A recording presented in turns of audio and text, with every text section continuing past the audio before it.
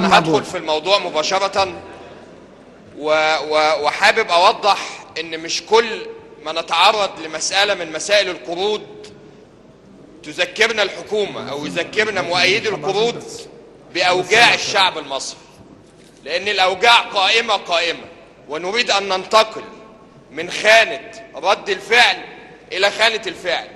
مش عايز أفضل موجود داخل الخانة المسماة برد الفعل. القرض في حد ذاته هو ما زال رد فعل وليس فعل إيجابي من الحكومة، والنظر إلى آليات التمويل اللي ممكن تخفف علينا من وطأة القروض. هذه مسألة. المسألة الثانية هعلق على موضوع القرض بتاع مياه الشرب الخاص بمدينة نصر. ده شيء عظيم، والحفاظ على الصحة العامة زي ما السيد الوزير قال، ولكن ما شفناش قرض للغلابة والمفقرين اللي على في مدينة أسوان مثلا، اللي جنبيهم مصنع كيمة، والتي تسببت الحكومة أيضا في أمراض الفشل الكلوي وأمراض السرطان بسبب الصناعة الكيماوية على نهر النيل من منابعه. فالأزمات كبيرة جدا. النقطة اللي عايز أعلق عليها تاني إن بيتقال على مجلس الشورى أنه له حق الرقابة، والسيد الوزير أكد على ده. هل لمجلس الشورى يا حضرات حق الرقابة؟ لأن لما يجي حد رئيس الدولة اتكلم عن حق رقابة مجلس الشورى، المواطنين بالخارج بيطالبونا بالرقابة. سيادة الوزير بيأكد على نفس المعنى. لما نيجي نخاطب المواطنين بره ان احنا ملناش حق الرقابة ولنا فقط حق التشريع، بنصبح امام الشعب كذابين. فأرجو توضيح الحقائق للشعب المصري. هذه واحدة. أنا عايز أراجع المعايير اللي اتكلمنا فيها وأشار إليها السيد الفاضل الدكتور عصام العرياني.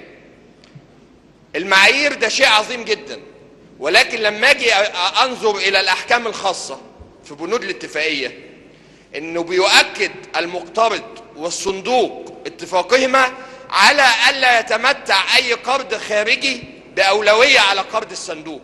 ده في التسديد عشان أسدد القرض. لما أنا عايز أقول إن ده يمس أشياء كتير في الدولة المصرية والاستقلالية. لما تجيلي منحة في وقت ما أثناء القرض تخص الصوامع، الشرط ده يقول لي أدفع قيمة القرض كاملة مرة واحدة، وكمان أضيف إليه 2% على توتال أو إجمالي 15 سنة. أنا بتكلم في مساحة إن الجيل بتاعي، وأنا أصغر عضو برلماني دلوقتي 35 سنة، إن الجيل بتاعي هو اللي يتحمل هذا القرض. لازم. نعم 37 سنة، أنا 35 سنة. طيب كمل يا أستاذ عبد الرحمن، اتفضل. فالجيل بتاعنا هو الوقت يا سادة النواب، الوقت. فإحنا بنقول رقم واحد ترشيد النفقات من الحكومة، ترشيد النفقات. وأتمنى أن الحكومة برئيس وزرائها لحد النهاردة يا حضرات، لحد النهاردة لم تعرض علينا خطة الحكومة. احنا بنشرع للحكومة ولم تعرض علينا خطة واضحة من الحكومة، وعندنا الصناديق الخاصة ملأة بالأموال، ولا تستطيع الحكومة اتخاذ قرار تجاه هذه الصناديق الخاصة. تستطيع حتى اليوم اتخاذ قرار واضح تجاه هذه الأموال. فأنا بقول أنا برفض سياسة الاقتراض بشكل عام خلال الفترة الانتقالية لعدم وضوح رؤية الحكومة. هذه واحدة. الأمر الثاني رفض تحميل الأجيال القادمة أعباء ديون إضافية. سيادة النائب اتكلم على أعباء الديون، وإحنا كده حضرتك بنزودها. السياسة الحالية من الدولة تهدف. سيادة النائب أنا هسحب الكلمة دلوقتي، أنت خدت 5 دقايق، فأرجو إنك أنت التزام علشان بقية السادة الأعضاء. آخر كلمة هتقولها، اتفضل.